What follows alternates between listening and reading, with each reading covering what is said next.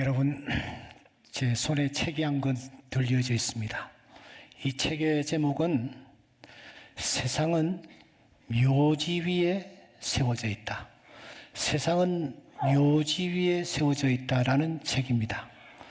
이 책의 발간 일자를 보니까 2019년 11월 25일입니다. 오늘이 24일인데 그러니까 내일자로 발간되는 책입니다. 그러니까 굉장히 따끈따끈한 책이라고 보시면 틀림이 없습니다. 이 책의 저자는 좀 특이한 취미를 가지고 있습니다. 그 취미라는 것이 뭐냐면은 돈 들이고 정성을 들이고 시간까지 투자해서 다른 사람들의 묘지를 찾아가는 것이 이 사람의 취미입니다. 국내뿐만 아니라 저 국외에 유명 인사들의 묘지를 찾아가는 것입니다. 세상에 무슨 그런 별스러운 취미가 있냐 하고 입을 비추기는 자들을 향하여 그는 이렇게 반박을 하고 있습니다.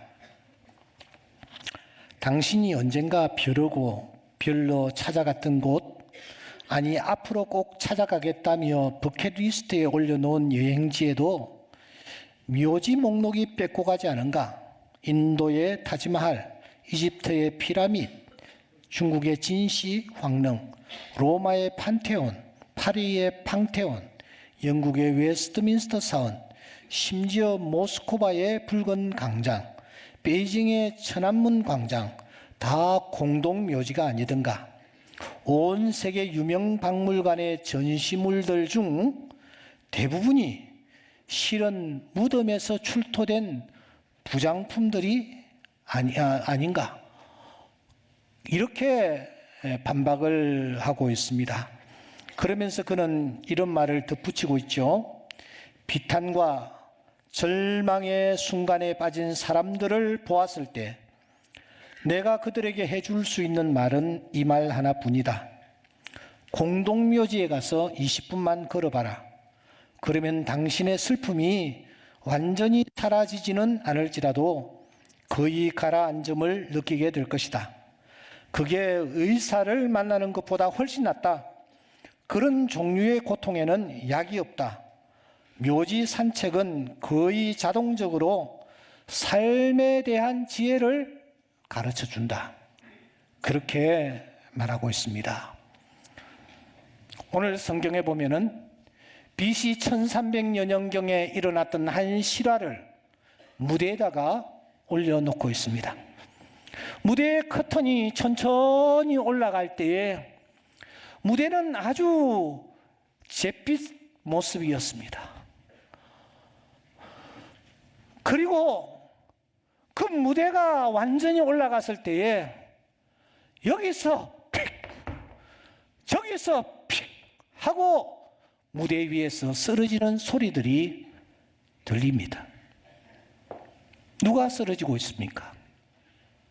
가만히 보니 그 공동체의 리더격인 엘리멜렉이라는 사람이 픽 하고 쓰러집니다. 그는 대단한 사람이었습니다. 카리스마가 또한 대단했습니다. 경험도 있었고 판단력도 있는 그런 사람이었습니다. 그가 자기 동네에 흉년이 들자마자 그는 가족들에게 말합니다. 야, 짐싸, 내가 우리를 행복하게 해줄 곳을 알고 있어. 걱정하지 마. 내가 누구야? 내가 이래도 엘리멜렉이야. 나를 믿고 따라와. 이렇게 가족들을 채근대어 그 가족들을 이끌고 모압이라는 곳으로 이주를 자신만만하게 합니다. 그런데 가서 얼마 있지 아니하여 이렇게 자신만만해하던 가장 엘리멜렉이 픽 하고 쓰러지더니 일어나지를 못하고 그냥 그것으로 끝이었습니다. 남편 하나 믿고 아빠 하나 믿고 따랐던 가족들은 딱 쫓는 개신세가 되어버렸습니다. 어떻게 할 것인가? 아내는 땅을 치고 울고 있습니다. 그때에 그래도 두 아들이 어머니에게 다가가 어머니, 어머니, 우리가 그래도 있지 않습니까? 우리가 책임질 테니까 어머니 그만 우시고 다시 정신을 차리십시오. 이 두 아들이 양쪽에서 팔을 껴서 쓰러져 있는 엄마를 일으키는 겁니다. 보니 그래도 감사하게도 아들이 있는 거예요. 내 사랑하는 두 아들이 있는 거예요. 그래서 아들을 통해서 위로를 받을 수 있겠구나라고 생각하고 다시 힘을 얻어 다시 한번 세상을 살아보려고 하는 순간 큰아들 녀석이 픽 쓰러지는 거예요. 알고 보니까 병이 들었어. 말론이라는 말은 병이라는 뜻이에요. 병이 들어서 이 엄마는 이 큰아들 병수발을 해야 되는 상황이 되어버렸어요. 또 돈이 엄청나게 또 쏟아붓지 않으면 안 되었어요. 그런데 그런 수고도 헛수고가 되어버린 채 큰아들이 먼저 세상을 탁 떠나버리고 마네. 작은 아들이 있으니 작은 아들 내가 의지해야지, 바라봐야지 하고 작은 아들을 바라보았는데 작은 아들도 어느 순간 그냥 픽 하고 쓰러졌더니 엄마 곁을 떠나버립니다. 두 아들을 어머니는 가슴에 묻지 않을 수가 없었어요.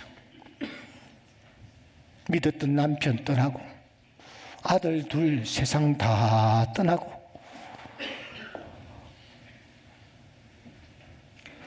돈이라도 좀 있어야 되지 않겠는가? 돈이라도 있어야 내가 살아가지 않겠는가? 하고 곳간문을 촥 열어보니 글쎄 곳간이 텅텅 비어버린 것입니다. 2장 21절에 보면은 이런 말씀이 있습니다. 내가 풍족하게 나갔더니 여호와께서 내게 비어 돌아오게 하셨느니라. 갈 때는 넉넉했는데 어느 순간 재물을 모으기는커녕 재물들이 전부 다 날아가 버렸어요. 재물이라도 있어야 노후를 보낼 터인데 말입니다. 마지막 남은 것은 자기 몸뚱아리 하나였습니다. 몸이라도 성해야 폐지라도 주어서 살아가죠. 몸이라도 성해야 동량이라도 하지요. 그런데 자기의 몸을 들여다보니 웬걸 이미 다 노쇠해서 그 어디에도 쓸 수가 없는 신세가 되어버렸습니다. 2장 19절에 보면은 이가 나옴이냐 하는 소리가 들립니다. 사람들이 알아보기 힘들 정도로 이미 나오미는 완전히 늙어버린 것입니다. 사람들이 알아볼 수 없을 정도의 모습으로 바뀌었습니다. 보십시오. 믿었던 남편 픽 쓰러졌죠. 두 아들 픽 쓰러졌죠. 재물도 다 사라졌죠. 여기에 건강까지도 다 사라졌습니다. 아니 죽었습니다. 모든 것을 다 잃은 이 나오미, 이제 더 이상 소망을 가질 수 없는 상태여서 이 나오미라는 여인이 여러분 한쪽에 푹 기대요. 그냥 이렇게 주저앉아 있는 거예요. 주저앉아 있는 거예요.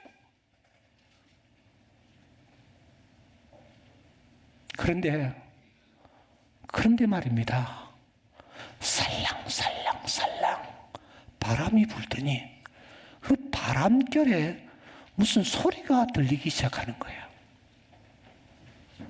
이게 도대체 무슨 소리지 하고 이 여인이 정신을 집중하여 바람에 실려오는 그 소리를 들으니 그 소리는 이와 같은 소리였습니다.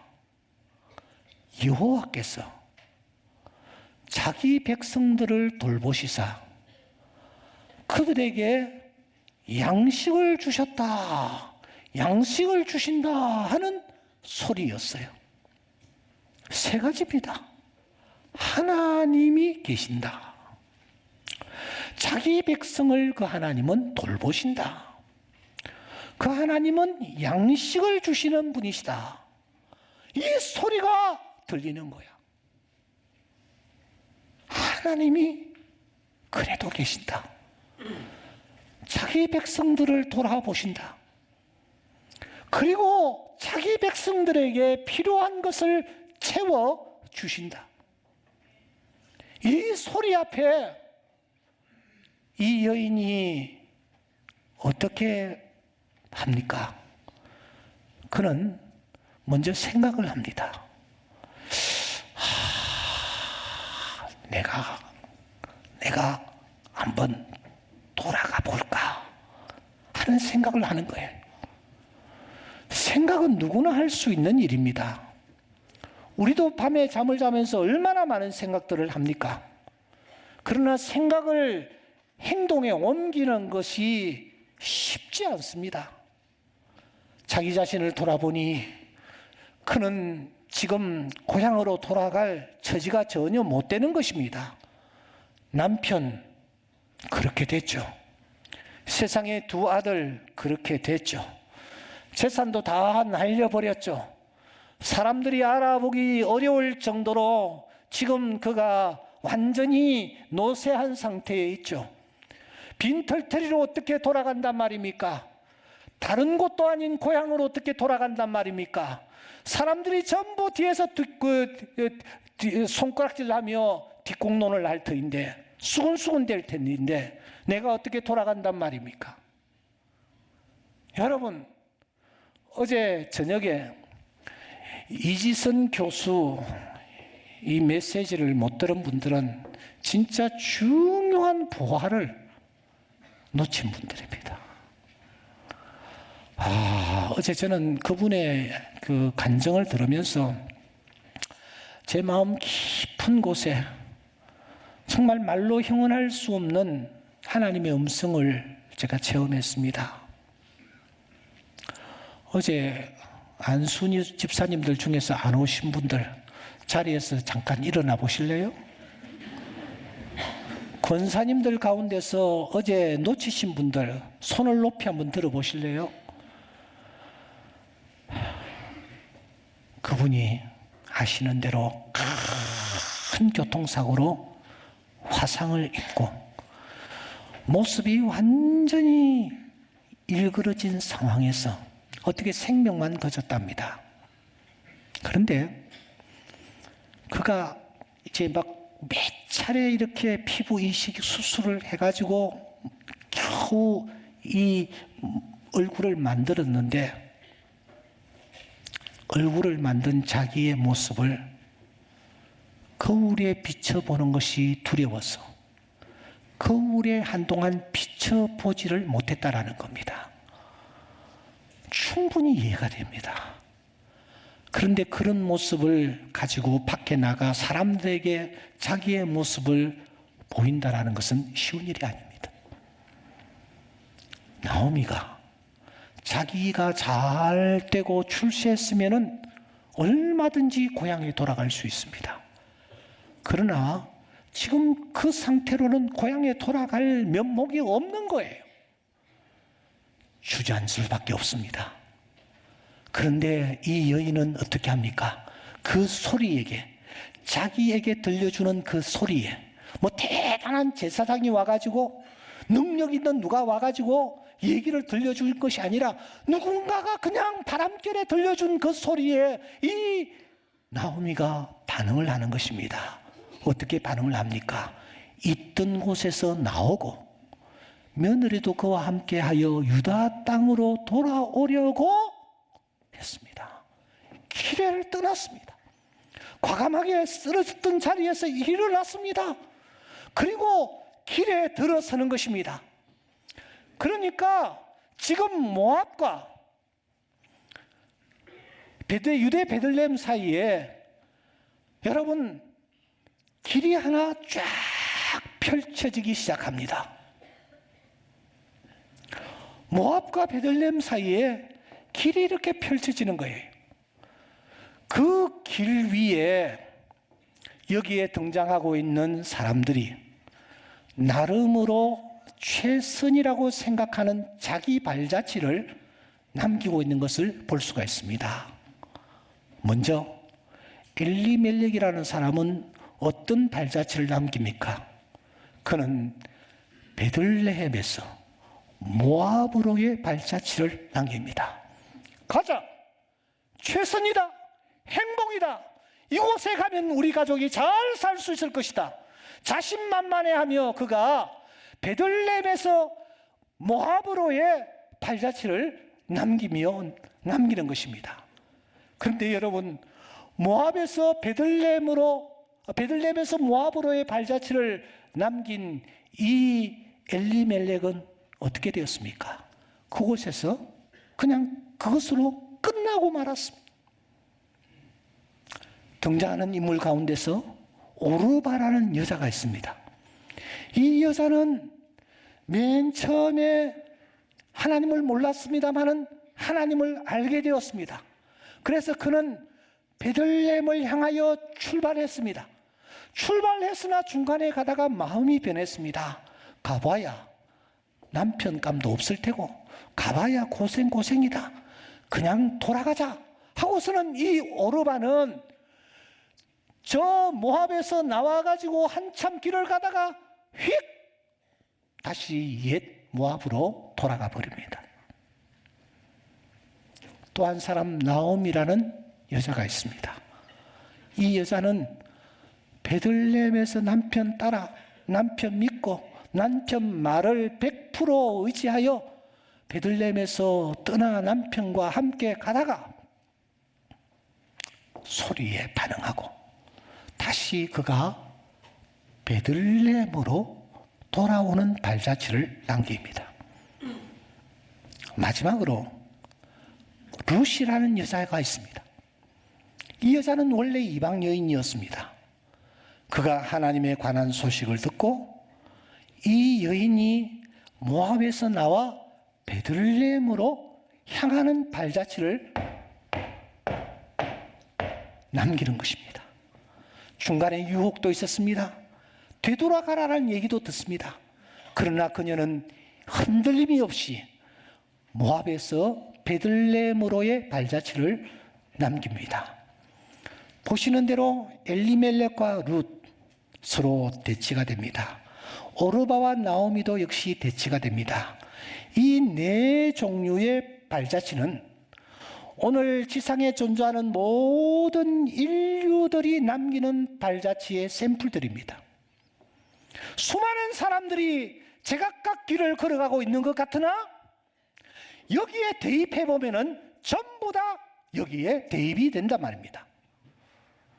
모든 사람은 오늘 이 예배에 참석한 모든 사람, 모든 인류 다 이 네 종류 가운데 한 종류의 발자취를 남기고 세상을 떠납니다.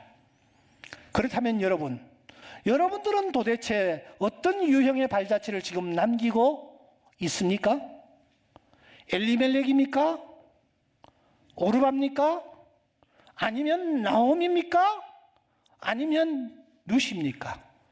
여러분들은 지금 어디를 향하여 걸어가고 있으며 여러분들은 지금 어떤 발자취를 남기고 있습니까?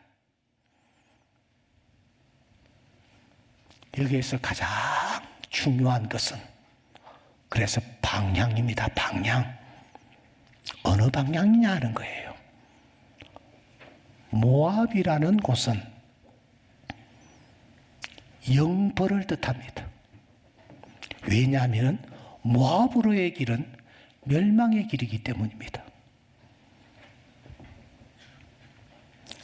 베들레헴 그곳은 영생입니다. 왜냐하면 그 길은 생명의 길이기 때문입니다. 여러분들은 지금 영벌을 향하여 나아갑니까? 영생을 향하여 나아갑니까? 죽음을 향하여 나아갑니까? 생명을 향하여 나아갑니까? 오늘 나는 어떤 발자취를 남기고 있느냐? 더 중요한 것은 위를 잠시 보시면 저 위에 생명의 길과 멸망의 길이 끊어져 있다라는 사실이에요. 저것을 성경에서는 큰 구렁텅이라고 표현을 하고 있습니다. 너희와 우리 사이에 큰 구렁텅이가 놓여 있어 여기서 너희에게 건너가고자 하되 갈 수 없고 거기서 우리에게 건너올 수도 없게 하였느니라. 성수대교가 탁 무너지니까 건너갈 수도 없고 건너올 수도 없었습니다. 마찬가지입니다. 생명의 길과 멸망의 길은 연결되어 있지 않습니다. 내가 가다가 그냥 탁 건너가면 되는 게 아니에요. 그 사이에는 큰 구렁텅이가 있습니다. 이 구렁텅이는 인간이 건널 수 없는 구렁텅이에요. 이 구렁텅이는 인간의 힘으로 해결할 수 없는 구렁텅이에요. 큰 구렁텅이에요. 그래서 이 구렁텅이를 메워주시기 위해서 구렁텅이를 다시 메우고 그 위를 길로 깔아주시기 위하여 한 분이 하늘에서 내려오셨습니다. 그분이 바로 나사렛 예수인 줄 믿습니다. 그 예수님이 이 땅에 오셨습니다. 그리고 그분이 십자가에서 피 흘려 돌아가시면서 멸망의 길과 생명의 길, 끊어진 그 구렁텅이를 당신이 당신의 몸으로 덮으시고 길을 만드셔서 우리를 향하여 말씀합니다. 이제 나를 밟고 넘어가라. 이제 이것이 탄탄한 길이 되었다. 나를 밟고 넘어가면 너희들은 영생에 이르게 된다. 주님께서 이 일을 하시기 위하여 오셨습니다. 그분이 우리에게 말씀하십니다. 내가 곧 길이요 진리요 생명이니 나로 말미암지 않고는 아버지께로 올 자가 없느니라. 내가 길이 되었다. 큰 구렁텅이, 그 구렁텅이를 내가 내 몸으로 메꾸었다. 이제는 탄탄한 길이 되었다. 나를 밟고 넘어가려 하면 너희들은 영생에 이르게 되며 생명에 이르게 된다. 그래서 주제가 생명의 길 예수인 것입니다. 예수님만이 이 구렁텅이를 메꾸신 유일한 분이시기 때문에 우리는 그분을 생명의 길 예수라고 부르는 것입니다. 사랑하는 성도 여러분, 여러분들은 지금 어느 쪽을 가고 있습니까? 어느 방향으로 향하고 있습니까? 엘리멜렉입니까? 모르밤입니까? 나옴입니까? 룻입니까? 이제 여러분들은 들어야 할 얘기를 다 들으셨습니다. 전도서 12장 2절에 보니 이런 말씀이 있습니다. 일의 결국을 다 들었으니 들은 우리가 이제 해야 할 일이 한 가지 있습니다. 그것은 하나님을 경외하고, 아멘입니까? 하나님을 경외하고 그의 명령들을 지키는 것, 이것이 오늘 우리가 해야 할 일입니다. 그래서 이것이 사람의 본분이라고 얘기하는 것입니다. 한번 죽는 것은 사람에게 정하신 것이요 그 후에는 심판이 있을 것입니다.